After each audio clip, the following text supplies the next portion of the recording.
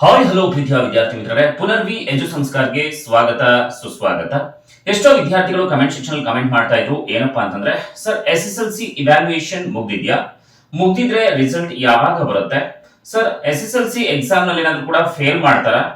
ಅಕಸ್ಮಾತ್ ಏನಾದ್ರು ಕೂಡ ಫೇಲ್ ಆದ್ರೆ ಎರಡನೇ ಎಕ್ಸಾಮ್ ನಲ್ಲಿ ಏನಾದ್ರು ಕೂಡ ನಾವು ಪರೀಕ್ಷೆಯನ್ನ ಬರೀಬಹುದಾ? ಅಕಸ್ಮಾತ್ ಬರೆದ್ರೆ ನಮ್ಮನ್ನ ಪಾಸ್ ಮಾಡ್ತಾರ? ಪಾಸಿಂಗ್ ಮಾರ್ಕ್ಸ್ ಎಷ್ಟು ಬಂದ್ರೆ ನಮ್ಮನ್ನ ಪಾಸ್ ಮಾಡ್ತಾರೆ? ಸೊ ಈ ರೀತಿಯಾದಂತಹ ಪ್ರಶ್ನೆಗಳನ್ನ ಎಲ್ಲಾ ವಿದ್ಯಾರ್ಥಿಗಳು ಕೇಳ್ತಾ ಇದ್ರು. ವಿದ್ಯಾರ್ಥಿಗಳೇ, ನಿಮ್ಮ ಎಲ್ಲಾ ಪ್ರಶ್ನೆಗಳಿಗೆ ಪುನರ್ವಿ ಎಜು ಸಂಸ್ಕಾರ್ ಯೂಟ್ಯೂಬ್ ಚಾನಲ್ ಉತ್ತರವನ್ನ ಕೊಡುವಂತಹ ಪ್ರಯತ್ನವನ್ನ ಮಾಡ್ತಾ ಇದೆ.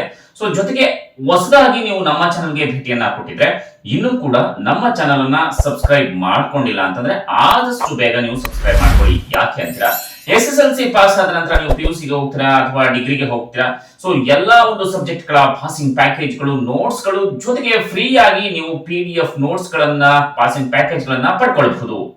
ಮತ್ತ್ಯಾಕೆ ತಡ, ಸಬ್ಸ್ಕ್ರೈಬ್ ಮಾಡ್ಕೊಳ್ಳಿ. ಜೊತೆಗೆ ಎಲ್ಲ ಒಂದು ಸ್ಕಾಲರ್ಶಿಪ್ ಅಪ್ಡೇಟ್ಸ್ ಗಳನ್ನು ಕೂಡ ತಿಳಿಸ್ಕೊಡ್ತಾ ಹೋಗ್ತಾ ಇರ್ತೀವಿ. ಸಬ್ಸ್ಕ್ರೈಬ್ ಮಾಡ್ಕೊಂಡ್ರಲ್ವಾ, ಫ್ರೀ ಆಗಿ ನೀವು ಸಬ್ಸ್ಕ್ರೈಬ್ ಮಾಡ್ಕೊಳ್ಬಹುದು. ಇದಕ್ಕೆ ಯಾವುದೇ ರೀತಿಯಾದಂತಹ ಚಾರ್ಜಸ್ ಇರೋದಿಲ್ಲ ವಿದ್ಯಾರ್ಥಿಗಳೇ. ಬನ್ನಿ ಈಗ ವಿಡಿಯೋವನ್ನ ಶುರು ಮಾಡ್ತಾ ಹೋಗೋಣ. ವಿದ್ಯಾರ್ಥಿಗಳ ಮೊದಲನೇ ಪ್ರಶ್ನೆ ಏನಪ್ಪಾ ಅಂತಂದ್ರೆ, ಸರ್ SSLC ನಲ್ಲಿ ನಾವು ಪಾಸ್ ಆಗ್ಬೇಕಾದ್ರೆ ಎಷ್ಟು ಅಂಕಗಳನ್ನ ತೆಗೆದ್ರೆ ಪಾಸ್ ಮಾಡ್ತಾರೆ ಸರ್ ಅಂತ ಕೇಳ್ತಾ ಇದ್ರು. ವಿದ್ಯಾರ್ಥಿಗಳೇ, ನೀವು SSLC ನಲ್ಲಿ 80ಕ್ಕೆ 24 ಅಂಕಗಳನ್ನ ತೆಗೆದ್ರೆ ನೀವು ಪಾಸ್ ಆಗ್ತೀರಾ. ಓಕೆ, ಅಕಸ್ಮಾತ್ ಏನಾದ್ರೂ ಕೂಡ 20, 21 ಬಂದಿದ್ರು ಕೂಡ ಅಕಸ್ಮಾತ್ ಏನಾದ್ರೂ ಕೂಡ 2 ಮಾರ್ಕ್ಸ್ 1 ಮಾರ್ಕ್ಸ್ ಇತ್ತು ಅಂದ್ರೆ ಮೇ ಬಿ ಕೊಡಬಹುದು. 24 ಮಾರ್ಕ್ಸ್ ತೆಗೆದ್ರೆ ನೀವು ಪಾಸ್ ಆಗ್ತೀರಾ.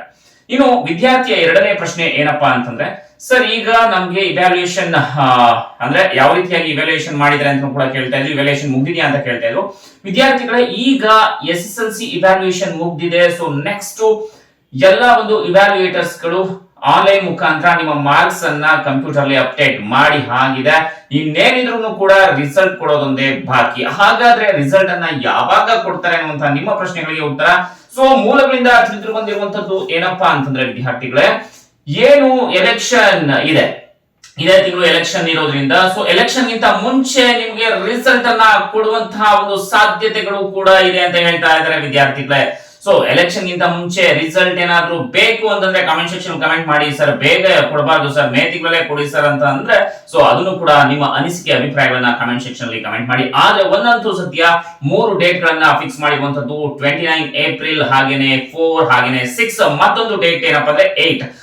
ಈ ಇಷ್ಟು ಡೇಟ್ ಗಳಲ್ಲಿ ನಿಮಗೆ SSLC ರಿಸಲ್ಟ್ ಖಂಡಿತವಾಗಿಯೂ ಕೂಡ ಬಂದೇ ಬರುತ್ತೆ ವಿದ್ಯಾರ್ಥಿಗಳೇ. ಹಾಗೇನೆ ಮತ್ತೊಂದು ವಿದ್ಯಾರ್ಥಿಗಳ ಪ್ರಶ್ನೆ ಏನಪ್ಪಾ ಅಂತಂದ್ರೆ, ಸರ್ ಇನ್ ಕೇಸ್ ನಾನೇನಾದ್ರೂ ಕೂಡ ಫೇಲ್ ಆಯ್ತು ಅಂತಂದ್ರೆ ನೆಕ್ಸ್ಟ್ ಮುಂದಿನ ಎರಡನೇ ಪರೀಕ್ಷೆನಲ್ಲಿ ಬರೀತೇನೆ, ಅದರಲ್ಲಿ ಏನಾದ್ರು ಕೂಡ ಪಾಸ್ ಮಾಡ್ತಾರೆ ಸರ್? ಖಂಡಿತ ನೀವು ಓದ್ಕೊಂಡು ಬರೀತು 24 ಮಾರ್ಕ್ಸ್ ಬಂದ್ರೆ ಮಾತ್ರ ನಿಮ್ನ ಪಾಸ್ ಮಾಡ್ತಾರೆ. ಜೊತೆಗೆ ಇನ್ನೊಂದು ಗುಡ್ ನ್ಯೂಸ್ ಏನಪ್ಪಾ ಅಂತಂದ್ರೆ, ನೀವು ಮೊದಲನೇ ಪರೀಕ್ಷೆಯಲ್ಲಿ ಫೇಲ್ ಆಗಿ ಅಂದ್ರೆ ಆನ್ಯುವಲ್ ಎಕ್ಸಾಮ್ ನಲ್ಲಿ ಫೇಲ್ ಆಗಿ ಮತ್ತೆ ಎರಡನೇ ಎಕ್ಸಾಮ್, ಅದು ಸಪ್ಲಿಮೆಂಟರಿ ಅಂತ ಕರೆಯೋದು, ಈಗ ಎರಡನೇ ಎಕ್ಸಾಮ್ ನಲ್ಲಿ ನೀವೇನಾದ್ರೂ ಕೂಡ ಪಾಸ್ ಆಯ್ತು ಅಂತಂದ್ರೆ ಅಲ್ಲಿ ನಿಮ್ಮನ್ನ ಆನ್ಯುವಲ್ ಎಕ್ಸಾಮ್ ನಲ್ಲಿ ಪಾಸ್ ಆಗಿರುವಂತಹ ರೀತಿಯಲ್ಲಿ ಕನ್ಸಿಡರ್ ಮಾಡ್ತಾರೆ. ಫೇಲ್ ಮಾರ್ಕ್ಸ್ ಕಾರ್ಡ್ ಅಥವಾ ಏನು ಸಪ್ಲಿಮೆಂಟರಿ ಎಕ್ಸಾಮ್ ನಲ್ಲಿ ಪಾಸ್ ಆಗಿದ್ದಾನೆ ಇದು ಯಾವುದನ್ನು ಕೂಡ ಕೊಡೋದಿಲ್ಲ. ಆನ್ಯುವಲ್ ಎಕ್ಸಾಮ್ ಅಲ್ಲಿ ವಿದ್ಯಾರ್ಥಿ ಯಾವ ರೀತಿಯಾಗಿ ಪಾಸ್ ಆಗಿರ್ತಾನೋ ಅದೇ ರೀತಿಯಾಗಿ ಕರ್ನಾಟಕ ಶಿಕ್ಷಣ ಇಲಾಖೆ ಮಾಡಿರುವಂತದ್ದು. ಇದು ನಿಜವಾಗ್ಲೂ ಕೂಡ ಖುಷಿ ವಿಚಾರ. ಇನ್ನೇನಾದ್ರೂ ನಿಮಗೆ ಡೌಟ್ಸ್ ಗಳು ಇತ್ತು ಅಂದ್ರೆ ಕಾಮೆಂಟ್ ಸೆಕ್ಷನ್ ಅಲ್ಲಿ ಮರೆಯದೆ ಕಾಮೆಂಟ್ ಮಾಡಿ. ನಿಮ್ಮ ಪ್ರಶ್ನೆಗಳಿಗೆ ಉತ್ತರವನ್ನ ಕೊಡುವಂತಹ ಪ್ರಯತ್ನವನ್ನ ಪುನರ್ವಿ ಎಜು ಸಂಸ್ಕಾರ ಚಾನಲ್ ಸದಾ ಮಾಡುತ್ತೆ. ನಿರಂತರ ಶಿಕ್ಷಣ ಸುದ್ದಿಗಳಿಗಾಗಿ ನೋಡ್ತಾ ಇರಿ, ಸ್ಕಾಲರ್ಶಿಪ್ ಅಪ್ಡೇಟ್ಸ್ ಗಳಿಗಾಗಿ ನೋಡ್ತಾ ಇರಿ ಪುನರ್ವಿ ಎಜು ಸಂಸ್ಕಾರ ಚಾನಲ್. ಇದು ಕಲಿಕೆಯ ಸಾಗರ. ನಮಸ್ಕಾರ.